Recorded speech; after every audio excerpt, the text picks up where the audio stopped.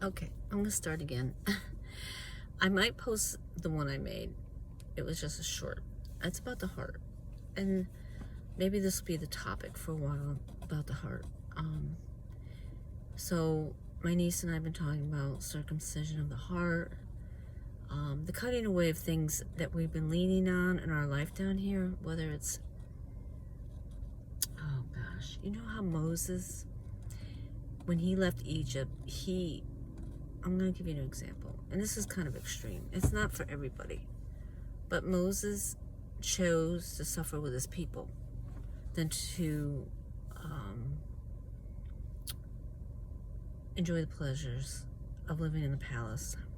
You know, he was raised in the palace, but he walked away from all that. And some of you in this season, next year or even, today, maybe God's talking to you. It's been talking to me about my heart.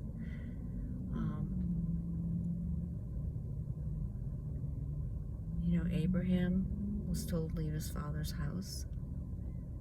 Lot got to go with him for a while. And God blessed them both.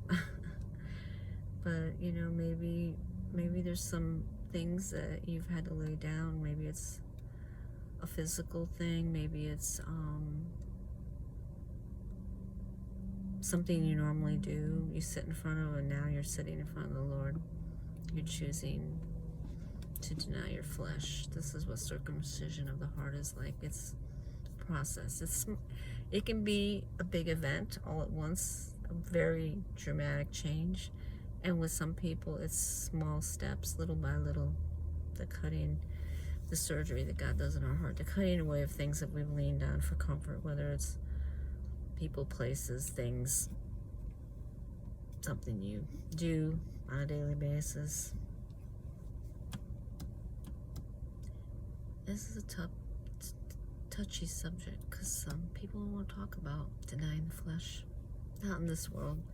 There's a lot of scripture about God blessing us, and when we choose to follow Him, we'll be blessed and persecuted, but they don't talk about the other side. Jesus said, you want to follow me? You want to drink this cup? It's not going to feel good. Not all the time, but He'll give you His peace to walk you through it. Whatever you lay at the altar today, whatever you lay at the foot of the cross, whether it's a physical ailment you're going through, emotional, a memory, hurt, rejection, fear of the unknown, fear of tomorrow. He said today is sufficient of itself, thereof, the things. There's enough in one day, and to not keep projecting the future, what it holds, because we already know from scripture that things are going to happen. But I'm talking about in your daily walk, whether it's with a job or relationships or your health or anything. Could be financial, whatever it is. Just remember, God is with you. He's going to walk you through this as you give it to Him. Lay it at the foot of the cross. That's what I'm saying. Lay it at the altar. Let Him do the circumcision, the cutting away of the things that are hindering you from walking with Him in a deeper way, because He wants to love you into this beautiful, exciting adventure and journey down here. And even with all its twists and turns and its uncertainty, you can have an adventure with God. It's amazing. It's beautiful.